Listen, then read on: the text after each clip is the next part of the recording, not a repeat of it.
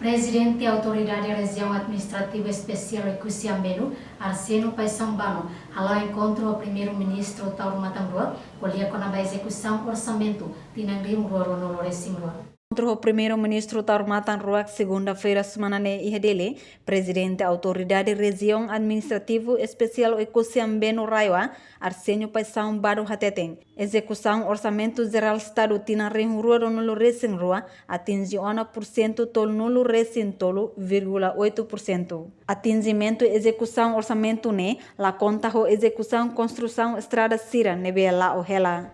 O estava com a socialista primeiro-ministro, primeiro com a execução orçamento raiwa aqui, a mim o loron 33,8%. 33,8% nela conta com estrada nebe caminhar semana tudo lugar, semana hard lugar, ne processo de pagamento lá ela.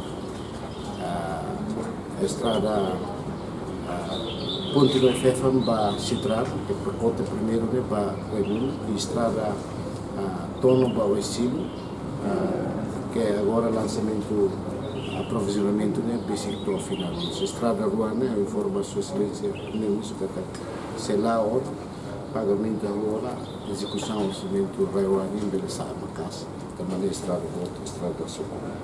Então além de orçamento execução orçamento, eu informo a socialista primeiro-ministro, a nessa tive lá, quando vai a estrada para Citrana, que é lá estação, serviço da rua da rua. E processo de aprovisionamento para a estrada para Tono e Silo, mas a captura mata semana 8, lançamento nesse se vai full away.